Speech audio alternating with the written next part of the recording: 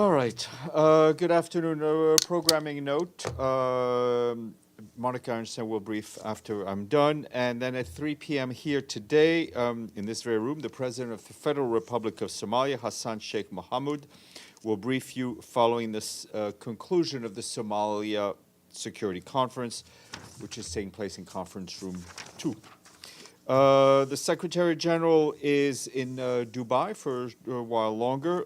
Today he had more meetings with key groups, including European Union, the High Ambition Coalition, and others. He reiterated his message that asking parties to ensure maximum ambition on two fronts, on reducing greenhouse gas emissions and on delivering climate justice. While negotiations are still ongoing, we do expect him to land back in New York tomorrow evening, but he's currently at the venue holding some meetings. Quick update for you, or not so quick, but an update for you from situation on the ground in Gaza. The Office for the Coordination of Humanitarian Affairs says that as of last night, 100 trucks carrying humanitarian supplies arrived into Gaza from Egypt, the same volume recorded on most days since the resumption of the hostilities on December 1st. More than 120,000 liters of fuel also entered Gaza through the Rafah crossing yesterday. This is an increase in the daily average of 67,000 liters over the previous 3 days, but it is the bare amount minimum of fuel needed to prevent the collapse of critical services in the Gaza. Limited aid distributions are taking place in Rafah Governorate. However, the intensity of hostilities and movement restrictions along the main roads has largely prevented aid distributions to the rest of the Gaza Strip in recent days. There have been limited fuel deliveries to key service providers, as well as Saturday's mission to Al-Hali Hospital, which we flagged to you yesterday. Meanwhile, tens of thousands of internally displaced people have also arrived in Gaza, who have arrived in Gaza over the last week, continue to face extremely overcrowded conditions, both inside and outside the shelters. They are in desperate need of food, water, shelter, health, and protection. UNRWA reports that more than 85% of Gaza's population, that's almost 1.9 million people, are now internally displaced, some of them multiple times. This includes 1.3 million displaced men, women, and children who are sheltering in UNRWA facilities. Some of you have also been asking about Karim Shalom crossing, which opened today as a second inspection point for aid from the UN and international NGOs. And I can tell you that once trucks are inspected at Karim Shalom, they must return to Egypt before crossing into Rafah from Gaza. We hope that the opening of the second inspection point will eliminate the 100 kilometers of travels from Al Arish to Netzana at the border between Egypt and Israel. That will help expedite the entry of aid into Gaza. We are, however, continuing to engage with Israeli authorities on all options to increase aid deliveries to Gaza. This includes potentially the use of Karim Shalom as a transit point of goods going into Gaza. We reiterate the importance of safe conditions on the grounds in Gaza to enable the delivery of life-saving assistance to those who desperately need it. For us to do more, we need a minimum another humanitarian ceasefire. We also that what we can do when the guns fall silent, and we hope that will happen.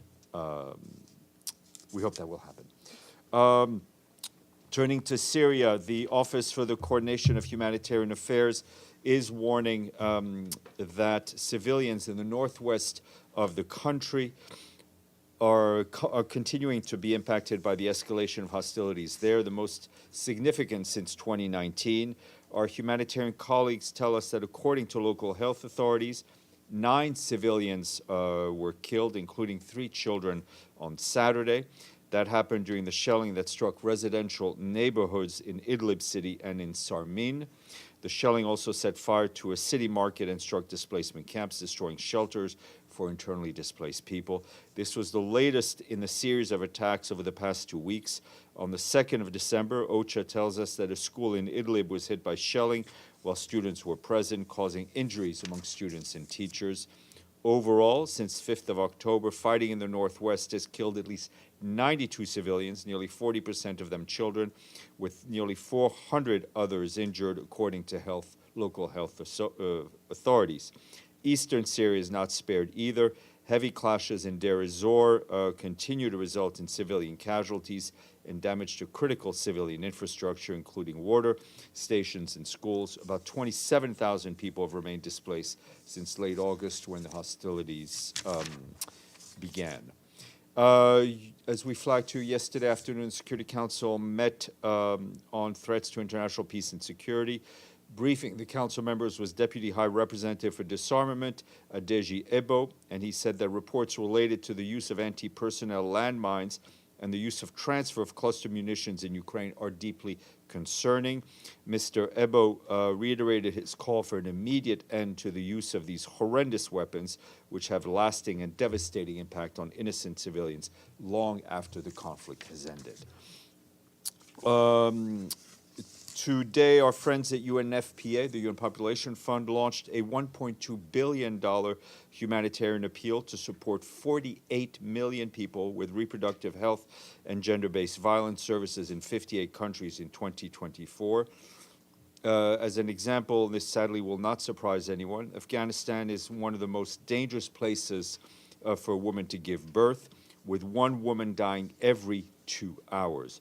In 2023, UNFPA received only half of its humanitarian funding needs, with which the agency reached 10 million women and girls with reproductive health services, and a further 4.2 million with services related to gender-based violence services.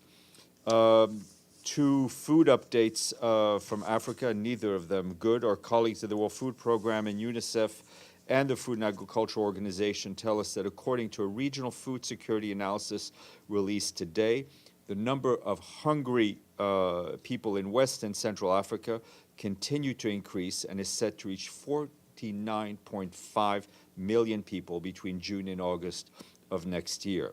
They say that this trend is particularly worrying in coastal countries, where the number of women, men, and children facing acute hunger is expected to reach 6.2 million, a 16% increase over last year.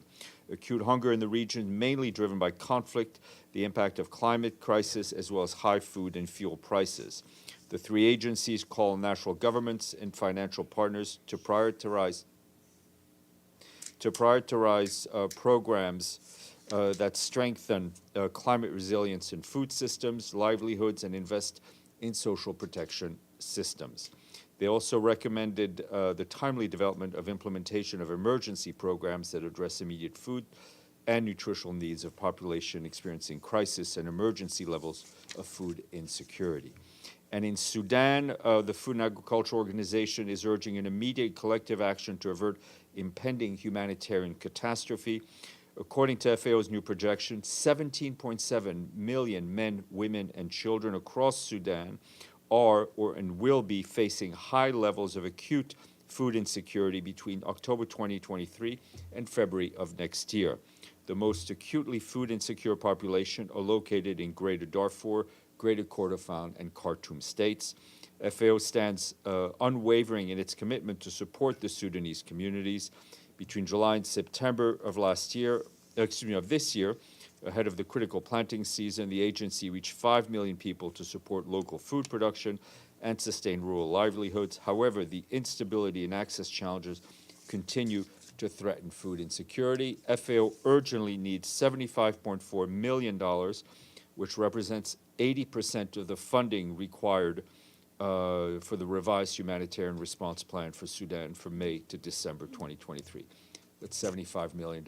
There are few apartments for sale in this city at double that price. A new opium survey by the UN Food and Drug and Crimes Office finds that opium cultivation in the Golden Triangle continued to expand over the past year, with a significant increase in Myanmar. The report says that following the recent decline of opium cultivation in Afghanistan, Myanmar now stands as the world's largest producer of opium. The economic, security, and governance disruptions that followed the military takeover in February 2021 continue to drive farmers in remote areas towards opium and to make a living, according to the UN agency, adding that the intensification of conflict in Shan and other border areas is expected to accelerate this trend. The report also says that while it's too early to draw conclusions from the impact of the opium ban in Afghanistan has had on the situation in Southeast Asia, a protracted ban is expected to translate into continued high prices and further increase in cultivation. UNODC reminds us that solutions need to take into account the complex realities and vulnerabilities faced by people living in opium cultivating areas. They work directly with farmers and communities to improve socioeconomic conditions. Quick note that in a short while in Geneva, in Switzerland, the High Commissioner for Human Rights, Volker Turk, will be closing the two-day high-level event commemorating the 75th anniversary of the Universal Declaration of Human Rights. Today, the discussions included the heads of state, government officials, and civil society, and focused on the future of human rights in 4 specific areas: peace and security, digital technologies, development, and climate and the environment. The event was the culmination of the year-long Human Rights 75 initiative. Over 150 countries made pledges for the future of human rights. The discussions and follow-up action will feed into the UN Summit of the Future, which will take place in September next year right here in New York City at the UN.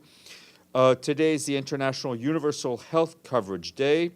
Universal health coverage means that everyone, everywhere, should have access to health services they need without risk of financial hardship. Today is also the International Day of, and I won't take a position on this, the International Day of Neutrality. Thank you, I'm here all week. The policy of neutrality contributes to strengthening peace and security in relevant regions at the global level. Sorry, 2 more things to share with you. Senior personnel appointment. Today, the Secretary General has appointed Sarhad Fatah of Iraq as Deputy Head of Mission for the Office of his Special Envoy for Yemen. Ms. Fatah succeeds Muin Shreim of the United States, to whom the Secretary General is grateful for his commitment and decades of dedicated service to the organization. Mr. Fatah has over 18 years of experience in national and international political, diplomatic, and multilateral activity. Since 2019, Mr. Fatah served as Deputy Permanent Representative of Iraq to the UN. And we got a full payment today, so we got a quiz. This country produces a beverage which is older than rum, has been made since the 1500s when the discovery was made that sugarcane juice fermented. I'd be cheating, but Brazil. Exactly, Brazil. Why would you be cheating? Oh, because I told you earlier today. Sorry, yes. Damn. Yes, cachaça. What? Yes, well, you know, we do have budget issues. We very much thank our friends in Brasilia. That takes us to 140 paid-up member states, only 53 to go, with slightly more than 53 days before the end of the year, but there's always hope. Edie.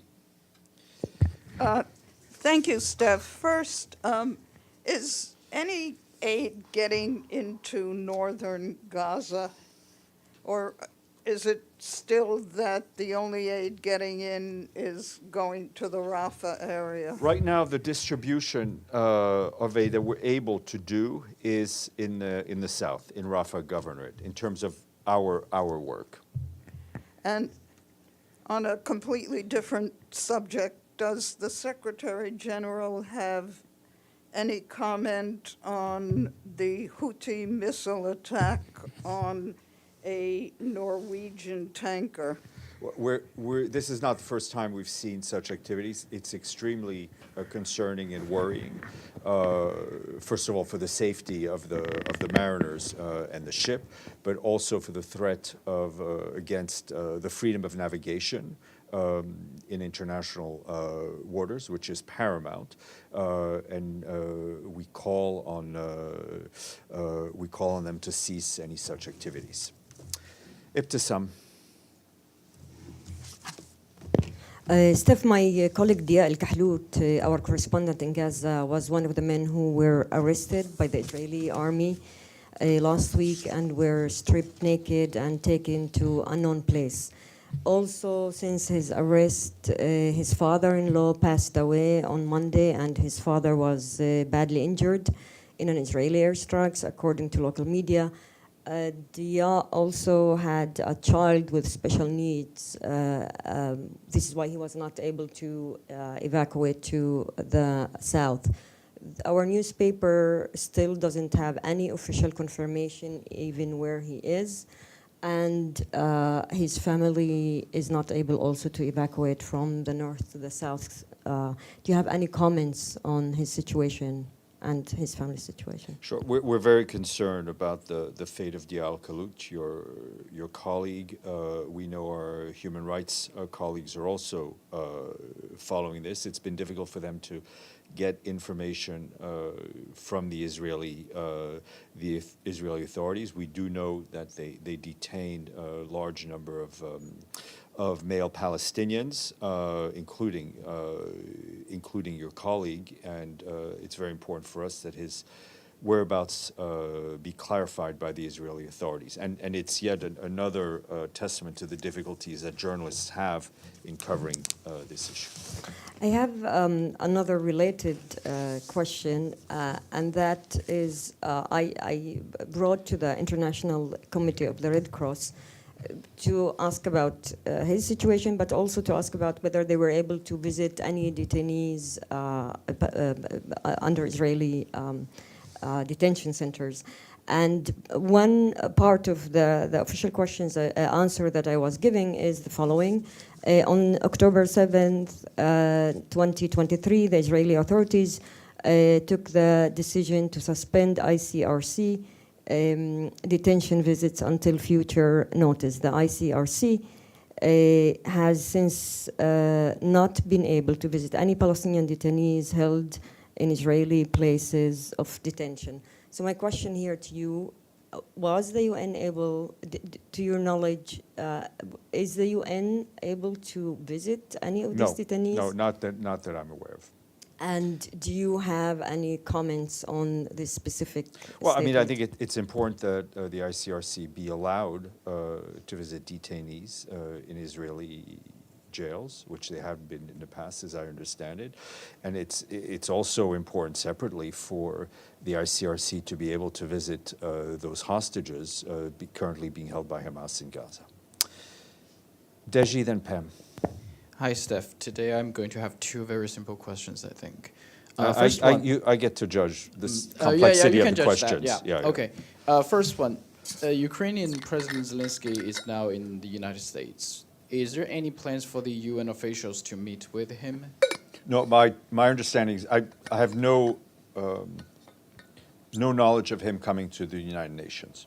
Okay, my second question, it's actually a clarification since you mentioned about the opium survey by the UN Food and Drug and Crime Office. Couple of months ago, I think, there's another report concerning the ban of opium in Afghanistan. In that description, it says that the ban of the opium cultivation led to the decrease of incomes of some Afghan farmers, which I think has been how to say that, analyzed by some Chinese as the UN is supporting opium. No, not at all. So, I think that's exactly no, I think what I want to it's ask. very clear, and I think UNODC, I just referred to it, is that a large part of UNODC's work is working with farmers, with small landholders who may be forced financially to turn to the cultivation of opium, but to help them find other ways to have income, to grow other crops that are frankly more productive to society than opium. So it's not it's understanding, and I think policymakers have to understand the socioeconomic context in which a lot of these small farmers operate, and that's why we're trying to help them in that sense. So UN is against opium? Correct. Okay, thank you. It's pretty easy. Thank right? you. Pam, then Caitlin, then Alan. All right, maybe some more easy questions. You mentioned the Kerem Shalom crossing. What is the greatest hope of the UN on how many more trucks might come in because of the added inspection? And is there any solicitation to Israel to open it up for actual trucks? Yeah, I mean, I think that's what I just said. We continue to discuss with the Israelis about using Karim Shalom as sort of a transit point, of a different way of getting goods into Gaza. So, you know, we've had 100 trucks per day for the last few days, which is a insufficient but larger number than what we've had at the beginning of this process. The fact that that the inspections are going on at Karim Shalom saves about 100 kilometers of travel if you look at a map. But the other part of the equation is the situation in Gaza itself, right? The fact that the bombings are continuing, the fact that the fighting is continuing, the fact that you have hundreds and hundreds of thousands of people in very small places, notably in Rafah and other, which makes even the movement of aid trucks difficult. So it's, you know, there are many parts to this equation. Totally separate front, how worried is the Secretary General about COP28 not being able to phase out fossil fuels? Thanks. Look, I think we're in a very delicate phase. The Secretary General on Monday made very clear what his expectations were on the phasing out of fossil fuel, on the need for climate justice. The discussions are going on right now in a very intensive pace. He's there keeping himself informed. He's not involved in the negotiations. That's not his role, but he's obviously concerned. Caitlin, then Alan, then Linda. Thanks. Do you have any information about reports that displaced Gazans are being forcibly evacuated from UNRWA shelters? We've seen allegations that 5 or so UNRWA school shelters were forcibly cleared by the IDF. Well, we're getting all sorts of very disturbing reports, notably of destructions of UNRWA schools in the north. We're trying to verify all these reports. I mean, throughout this conflict, UN shelters where the UN flag was flying were hit or were used as part of combat, and it's another reason why we want to see a humanitarian ceasefire as soon as possible. Have you verified any Yeah, accounts we're of trying people to being we're trying to taken out? verify a number of very concerning reports that we're getting, but we're not. Some of these have happened in the north, and we're not always physically there. So we're trying to find out. Alan, then Linda, then Mike. Thank you. Stéphane, speaking of the detention of the journalists, do you have any knowledge or any comments regarding the situation with U.S. citizen Gonzalo Lira, who has been detained in Ukraine for his criticism against Ukrainian authorities? No, I haven't heard of the case, but I will look into it. Linda, then Mike, and then we'll go to the screen. Thank you, Steph. You mentioned the fighting that's taking place in Gaza. I mean, we obviously know what's going on with the Israelis. But does the UN have any sense, or how would they characterize the fighting, you know, between the two sides going on separately from just the bombing? In other words, what is Hamas doing in terms? We hear that, you know, the fighting is continuing. So what kind of fighting? Well, it's, you know, what we know is from what we see and what we see in the press too. It's intense ground fighting. Mm-hmm. Mike, Dulcie, then Stefano. Thanks, Steph. Can you give any insight into how the Israelis got to yes on opening up Kerem Shalom for inspecting, other than that pressure from Washington, and how that process may lead to a fuller, you know, opening up of the station for direct transport? No, I mean, I can only speak for one side of the table, so to speak. I think that's a question for them. Obviously, it's, as I said, it saves time, it saves fuel and miles and kilometers to have the inspection at Karim Shalom. We would like to have it used as a point of transit or transfer to bring more goods, not only humanitarian, but also commercial goods. I mean, did the UN provide any guarantees, any concessions, any promises of what it was going to do on its end? Well, I mean, the promises that we're making is that we're trying to distribute as much aid as possible to as many people as possible to try to alleviate a catastrophic humanitarian situation. So no direct commitments by the U.S.? Well, I don't know what direct commitments, I mean, I've just told you what commitments we're making. We're trying to push through as much aid as possible. You know, Rafah crossing was primarily used as a pedestrian crossing. I mean, so it's not about a square peg into a round hole. It's just trying to push a lot of volume of aid through a crossing that wasn't really designed to accept all that aid. But as I said, I think to one of you, I think to Pam, but she disappeared, is also how we have to be able to absorb the volume on the other end, right? Because when trucks go into Rafah, as I've said before, there, in fact, the goods are transferred back to Palestinian trucks and then distributed. So our commitment is to do as much as possible, but we need the assistance of all those involved. Thanks, Steph.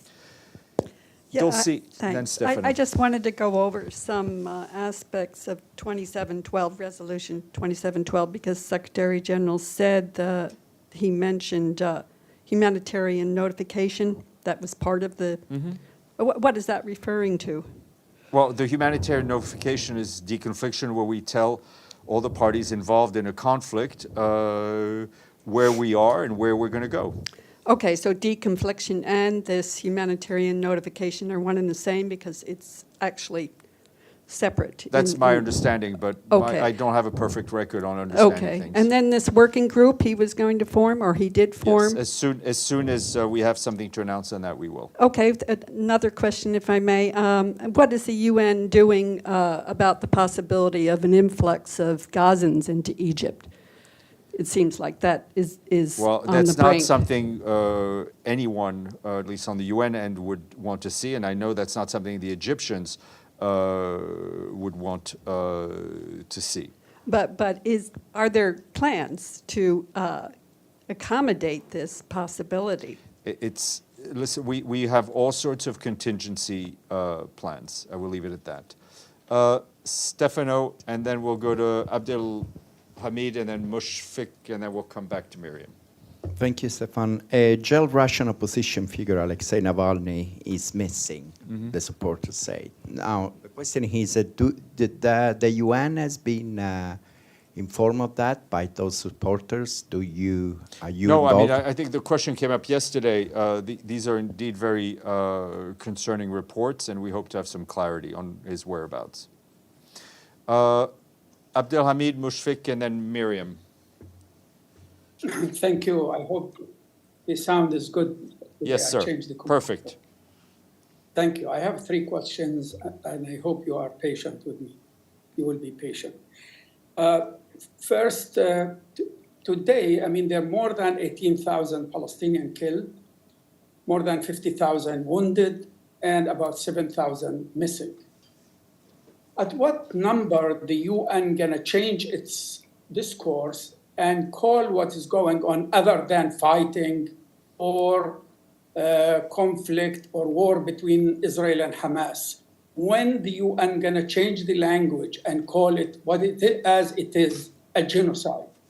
Abdelhamid, this question has come up over and over again. It is not for the Secretary General to make an official determination of a genocide. It is for a competent court. And this does not stop us from speaking about the horrors and the catastrophic situation in Gaza. Your second question, sir. My second question about this UN Special Advisor on Genocide. Her name is Alice Warimu Nedrito. She's from Kenya. She issued a statement on the 7th of October calling what happened almost a genocide against the Israelis, and then she disappeared. I saw many officials calling for her resignation because she's not talking about what's going on in Gaza, but she came from the first day to talk about what happened in Israel.